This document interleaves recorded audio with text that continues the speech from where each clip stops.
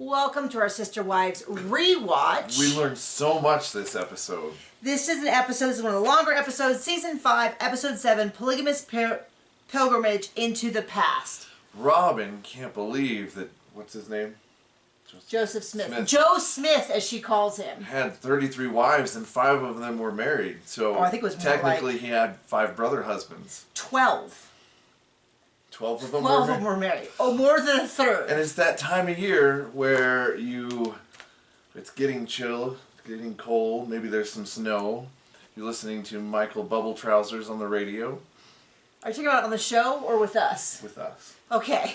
John took a sharp detour. I don't know, I think our camera is set up crooked, and no matter how much I fixed it, it looks, look at how low I look. I don't know how tall you look. I don't care. Anyway, reminder, you can watch these episodes 2 weeks earlier if you want to join our Patreon. You don't have to. They're here. You can watch them. Don't be mad at me.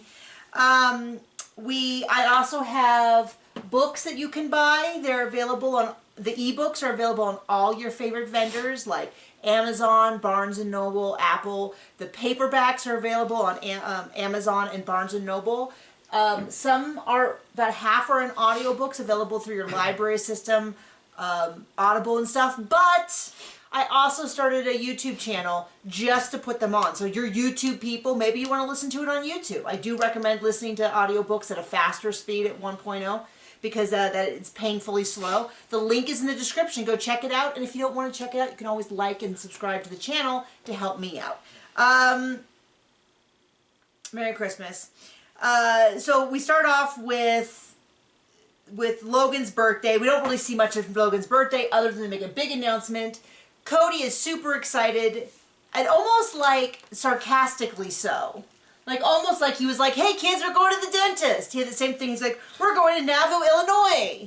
And everyone's like, boo. Of course, the little kids are excited. They're going to go in 2 RVs. They're going to spend 2 weeks going to Illinois from Las Vegas. And they say they're going to take it in 3 days. Right. And, well, yeah, they are coming back to Las Vegas. So 3 days there, 3 days back. Uh-huh. Was their original pitch, which instantly... Because Cody is such a good planner. Well, and it's just like, I go, you guys have been a family for a bajillion years. How do you not realize, just at some point accept the reality that what you can do solo, or just the adults, you cannot do with that many kids. We went from this north end of Colorado to the south end of Colorado when we moved with a toddler and dogs and cats and a moving trailer and all that. And it took us all day. And that, I don't think that was nearly as far. And I couldn't imagine adding one more child or person to that equation and changing it. And of course, my first thought was, there's no way they can do this in 2 RVs. And I was right, because they do it with 2 RVs and 2 cars. Wasn't it 3 RVs? No? No, 2 RVs. 2 campers for 2 weeks. And they're not particularly big ones, which made more sense when I found out that like a certain number of the kids and parents would be sleeping in a hotel, that they were going to have 2 additional cars, all of that. By the way, Janelle could be absent from this episode and you wouldn't know. Not because, like, it's not a criticism of her, just we didn't hear anything from her.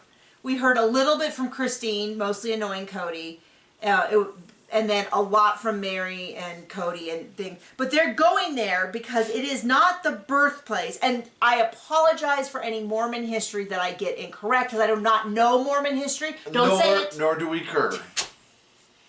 I am just repeating my understanding of this episode. I wouldn't consider Sister Wives the best source for this either. So they're going to Navajo, Illinois, which is where, according to them, Mormon LDS got a lot of traction. It's where the principle, as they say it, I'm sorry if I'm using these wording correct, of polygamy came, and where Joe Smith, because apparently I always heard him called Joseph Smith, but Robin referred to him as Joe Smith as though they're like besties. Oh yeah, she's in the family. In our, you know, oh well, he prefers I call him Joe Smith. Comes to his death. They don't really, as someone who knows nothing about the Mormon, I know very little about the Mormon religion other than the people that I've met from who are Mormon seem to be exceedingly nice. I don't really know that many. I went to school with quite a few Mormon, and they were all incredibly polite kids who stuck together, but I don't know a lot about them. They didn't sell me on Joseph Smith as a person. It really I mean, really, they do a lot of this heavy lifting, but really what it sounded like was he got a vision from God to take on more wives, and then he took everyone's wives. I have heard that he had underage brides. They did not cover that this episode, so I will not be mentioning that again, but maybe that's my misunderstanding. That was someone else. But Cody's like, we're going to stick to this plan. We have 21 people. Logan and Hunter got out of the trip, which all the teenagers were. They're smart. But Robin's sister Tara came, which they mentioned very briefly and never mentioned again. And all I could think is, how come? So we often talk about a nanny. Well, that's the whole thing. Is like she talked about needing a nanny in Vegas, which I believe was her niece. She didn't want to be a sister wife, but she already had her sister living with her, and so it kind of seems like, as near as I can tell, Robin's had a nanny since they moved to Vegas. Possibly even in Salt Lake. I don't know. They just, one day they were like, oh, Tara, Robin's sister, lives with her, and she'll continue to live with her when she moves into the new house in Vegas. And I was like, that does not sound like, to me, she just moved in. That sounded like, oh, we haven't mentioned this before, but Tara's been living with her for 7 years and has always been full-time. I mean, I am not, okay, I'm just going to stop that. So they're going to go at Christine and Robin. The plan is Christine and Robin will stay in the hotels. Mary and Janelle will stay in the RV. Janelle's like, I'm excited to stay in the RV. I thought I was going to have to fight people for it, and no one else wanted it. And then Mary said, I'm easy. I'm just, if Christine and Robin want to stay in the hotel, I'll stay in the RV. And Cody grabs her and goes, well, maybe if you, well, the people with the babies are staying in the hotel. So if you want to stay in the hotel, you should have a baby. And I'm like, dude. This is after he melted the ring. This is, well, we have recently found out in season 18 Tell All, so if you're watching this. But everybody else found out in like 2015. Well, yeah, I mean, now that I have heard the story and people said the catfish, I go, oh, you know what? I think I did hear this from the catfish, but I wasn't sure if I kind of ignored it, because someone who is so mentally deranged that they catfish someone, and to this day, that woman, Jackie, still hasn't, well, I should say, I haven't been on Twitter in a year, but when I was last on Twitter a year ago, the fake I Am Not Batman or whatever Twitter account that catfished Mary is still posting and is still claiming they had an affair with Mary, like an intimate affair with Mary, as a man, had an affair with Mary in person, and is always doing these like giveaways that are like, oh, donate money to me. I have a special deal with like PayPal or Venmo or something, and I give it to teachers and stuff like that. And is still doing this whole charade because I only noticed because I follow someone whose sole purpose seems to be to out them. So every time they post, they retweet it and is like, this is the person that catfished Mary. It's not a man. It's a woman. She's pretending. So this is not, my point being, everything the catfish said I took with a grain of salt, because this is not someone who is well. But turns out there was one truth. Yeah, it turns out it was, well, and that's what made it so confusing, was there was a mix of truths. I think a lot of the stuff that they said that Mary said and did was true, but the stuff that they said and did was not true, if that makes sense. So, but my whole point is, he's like, if you had a baby, you could stay in the hotel. She's been trying. This is not a case of a woman who has no problem getting pregnant, choosing not to have a baby, which would also be her choice.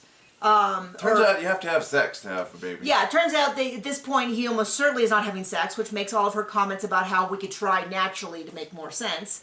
If he was actually... And really sad. Very sad. But it's also, she's infertile. There's an established history of infertility with her. So his implication of like, just have another baby... I know that Robin... Maybe she wanted her to get another brother husband. ...was offering to be a surrogacy. As someone who... We did not do surrogacy, but we did have miscarriages. Yeah, I don't believe that either. I don't believe that either. But it is... There's a lot of, like, bad feelings around pregnancy and a lot of fear and all that. And even if they did a surrogacy or IVF... For a lot of people with IVF, they have multiple losses before they have a successful pregnancy. We just decided that we were incredibly thankful for the child we have, and we still are, just to be clear. I put that in the past tense, as though we've now changed our mind, and that it just wasn't in the cards for us, and that we didn't want to proceed in any different way. peace be to you if you felt differently. That is your personal decision, but that was not the decision we made for ourselves. Anyway, I was pretty mad for him to jokey, ha ha ha, if you weren't infertile, you could stay in a hotel. Right. Like, just such a, even though there's more nuance to it than just that, it still was like, Isn't he lovely? gosh, just out of pocket. So the first place they go, because they're on this, they stop at the pawn store with Chris Bloxam, called Family Pawn, to shake his hand and have him get interviewed, I guess. And that's in Utah. In Utah. I guess he owns the ranch that they're going to. Or the house, or... They described him as Hiram's Ranch, which is, if I followed my history correctly here, Joe Smith's brother. I was going to say set in Final Fantasy V. So they go from Las Vegas to Grand Junction, Grand Junction was also on our path when we moved. That was the one place we did a big lunch day, and we almost lost our cat because the cat carrier disintegrated when John picked it up. Because it was August, and so we got the cat out, and we all ate with the dogs, and we all ate underneath a tree. It was like my mom's gonna shoot me. And then the thing just kind of went like cracked open like an egg, and the cat was kind of hanging there, and we had to grab the cat. Luckily, it was a super chill cat. Yeah. Yeah. Great. We actually had to spend a lot of time in Grand Junction because it was one of the major cities that we lived near when we lived up north. And John's father, stepfather, who's his father, spent a lot of time in a hospital there, unfortunately. And so John spent about a month down there with your mom. Time. And so we would go to the Cabela's a lot. I have that Cabela's memorized. In fact, someone recently on my Facebook post, on my Facebook page that I know from California, posted a picture of a Cabela's, and I was like, that is the Cabela's in Grand Junction, even though they all look alike, and I was correct, because I looked at the other pictures, and there's a picture of him exiting at the Cabela's exit in Grand Junction, and I was like, what are the, because if you've never been to Cabela's, they all do look alike, so, I mean, it could have been any Cabela's, but I was like, that looks exactly like the Cabela's I remember, to a T, exactly the same store layout. But I bought a lot of stuff there over the years. Yep. Clothing and travel stuff and such. I have one other Cabela's. I can tell it. People don't mind if I tell a story. I have a Bass Pro Shop. I've only ever been in Bass Pro Shop once. And we were at an archery tournament and I had this girl staying with us. She was about 17, and so her parents let me be her chaperone.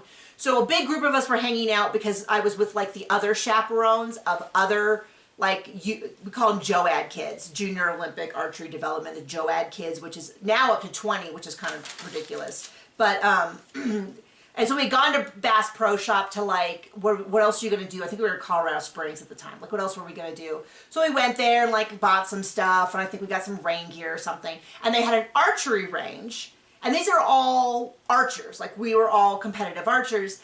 And one of the guys was like, hey, do you want to try archery? Because they're always trying to push their stuff. So one of the guys, who is a professional, world-class archer and has been since age 18, I think is now in his 40s, was like, sure, I'll try archery, why not? And the guy was really cool and handed the bow and was explaining the safety of it and and then he goes, okay, so you can just pull back, and he goes, okay, like this. He goes, yeah, it's great, got great form, kind of gets him in there, shows him how to do it. He goes, okay, great. And the guy shoots, and he's like, hey, that is fantastic. I can't believe you hit the target in the first shot. That's great. You're natural at this. Doubly insulting because I was 28, and these kids, we were all just about under 30, and the kids were 18, 19, and the guy assumed that the four of us were a family group. So I was a little bit oh, what? And then I'm so yes, I had a child at 10? What's going on here? And the kids were the same age, and they were, anyway. But yeah, so then the guy, my friend shot a few more times, and he shot a group like this, which is not as quite as good as he could do, but it's a standard bow. The guy's like, man, you're really good. You should be a natural. And we're like, hey, thanks, we appreciate the demonstration. That's great, Maybe we'll look into archery one day.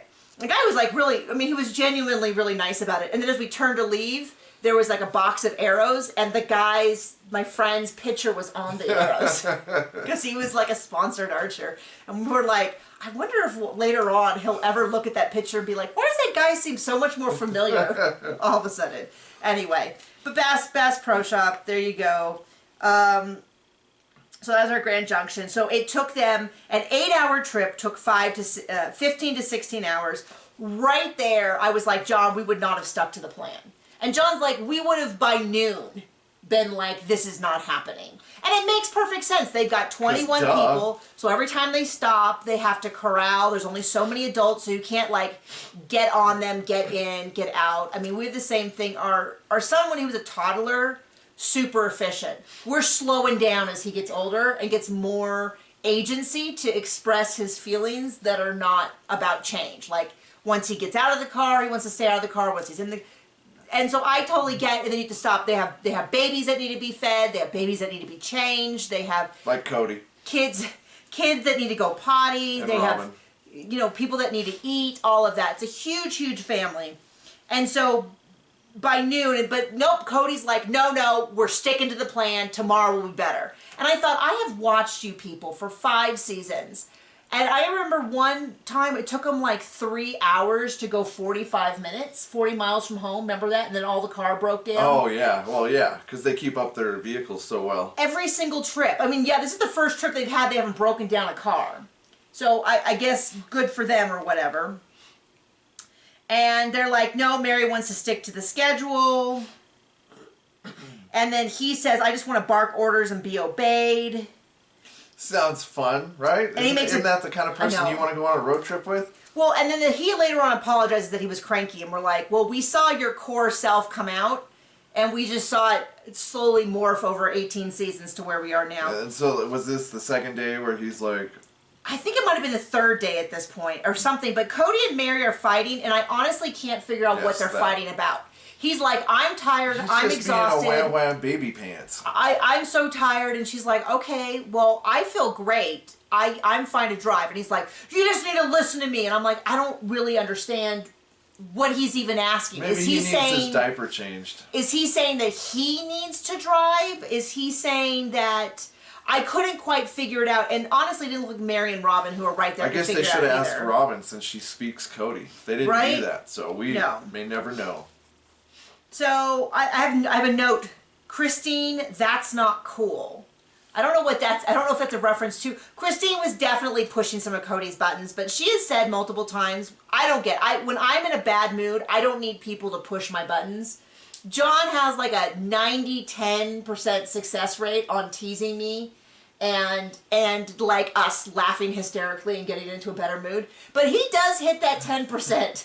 Once in a while. Every once in a while where I'm like, why would you say that? You hurt my feelings. And he's like, oh, honey, oh, come here. I thought I was being funny. It wasn't funny. You hurt my feelings. Like, okay. We're not doing that. I'm so sorry. You're beautiful. You're lovely. I love you. You're hilarious. You're funny. I'm like, okay. But I'd say 90-10, 95-5. What do you feel? Okay, so I get it. But normally with the average human, I don't particularly, I would say it's 50-50 on like, if I'm in a bad mood, whether a well-timed joke or like you poking me in the rib is going to go sour or not. And it seems like it has not with Cody. But she has said many times that was sort of her role, was that when he gets too cranky, she kind of gets goofy and teases him and stuff and turns him around. And this is not a successful one, but that does seem to be their whole thing. They stop outside of Topeka, Kansas to see Truckhenge. Oh, Christine. Oh, do you want to go check your phone? Nope, it's spam. Okay. No, it's not spam. Okay. So they go to Truckhenge. All the kids are flipping off the camera. There's some story about the guy who, I guess the city told him that he had to put the cars up or put them away, and so he's like, I'll put them up, and he does like an obscene gesture, and he put all these trucks up, and they made like an art installation. And Christine's like, I just didn't like it. She said, he's this guy. He hates the government. He's saying screw you to them, and I'm like, that kind of sounds like Cody, but. And no, he was way more fun than Cody. Come on. Do you have something you want to add? I mean, so they go and they do that. All I'm thinking is these kids are so sick and tired. Why in the world wasn't anyone important? No, it was spam. It was spam. Okay. All the kids are flipping off the camera. She's like, he's hoarding, all that kind of They stuff. told him to put his trucks up, so he put his trucks up. Right? Did you get to that? I get that. Oh. That's the part. And then they're tired. The kids are cranky. The next day they started at Mark Twain's childhood home. And it was just funny because what they had Mark Twain says about Mormon the polygamists. Yeah, he basically says, I was interested, we were in Salt Lake for a few days, and I was interested in learning more about polygamy until I saw the women, and they were all these wretched creatures, and the men should be applauded for taking them on. And Christine, of course, is like, and Cody's kind of like, yeah, I kind of see his point. And Christine's like, excuse me? He called us all ugly. He's like, well, it was kind of funny. And I'm like, he saw the pile of poop and he just stepped in it. Rolled around in it. It's just like, gosh, this guy. And so they get to the farm. They all are like, oh, it's so beautiful. It's amazing. I get to learn about this family. I have goosebumps. What was weird to me. What's the weird thing? Well, it's like, it doesn't surprise me that I don't know a lot about Joseph Smith and Brigham Young, and I don't know a lot about that, because it's not my religion. I mean, if you said what religion is Brigham Young associated with, I think I could get that. And good old Joe Smith. A college, right? A college for a certain... Anyway. So, I could figure that out, but what surprised me was that a lot of what they were hearing... Some of it seemed to be big news, and some of it seemed to be pretty foundational to their belief system. And none of it seemed to resonate with Robin. She seemed ignorant of all of it. Well, she seemed a little confused about all of it, which was a little bit like, what? I thought you were Captain Queen Polygamy. Captain Queen Polygamy. But then the tour guide comes out, and they make a big deal about his gorgeous hair. It was very lovely. Cody admits that he is balding, that he doesn't have any hair on his forehead all the way back. But he's going to hold on to that till he dies. We didn't say that now, but it looks like it's in a sneak peek for next week. It does appear that way. And then the tour guide gives him a tour of this ranch, and he talks about how Hiram asked Brigham Young, hey, what is going on here? Is polygamy happening? And then Brigham Young tells him, yes, polygamy is happening, or what's going on here, and he says, is polygamy happening? Hiram goes back to Joseph and says, hey, if God commanded this, I want to get in on God's commandment, and I'll take on more wives. And then he explains that Joseph Smith had 33 wives, and they're like, I thought it was 16. And he goes, well, there's pretty good documentation for 33. And then he says 12 of them were already married. And I thought that was 5, but maybe I wasn't I wrote listening. down 12. Okay, well, He said one 12 of of us them is right. were already married. And they're stayed like, married. Well, then they're like, so then Robin's like, oh, so then they divorced their husbands, and he's like, no. He's like, oh, so then it was symbolic. He was just sealed to them, which I'm not going to explain it, but I think I have a vague understanding of what it is. If we know anything, nobody in this family likes to rewrite history. Right. That it's a sort of religious act that has to do with the afterlife. And he's like, no, there's pretty good evidence that they were fully married. She's like, oh, so then they went to be with Joseph and not with their husband. He's like, no, that's not it either. Like, it definitely felt like, no, you know what I'm saying. Right. No, I don't know why you're being so obtuse about this, but they were banging, and then they were still banging their original husbands. Like, I don't know why you're having a problem with it. It's basically my interpretation of what he said. They were already married and slept with both. And then Robin's like, oh, so they were brother husbands? And I'm like, no, I wouldn't call it that. I would say... It makes Cody uncomfortable. Let's call it that. To me, it sounded just more like polyamory or like one of those, like, free love... hippie cults. Hippie cults where everybody sleeps with a leader or anything. I'm sorry if that is a misunderstanding. That is how they presented it on Sister Wives. And we still don't care. And I am not pretending to either refer to this as I don't know if they're experts. I'm certainly not implying they are, and I am definitely not. So I'm not trying to pick on my Mormon viewers. Because we don't care. You can head to the comment and tell me all the reasons they're wrong. I'm just telling you what we heard.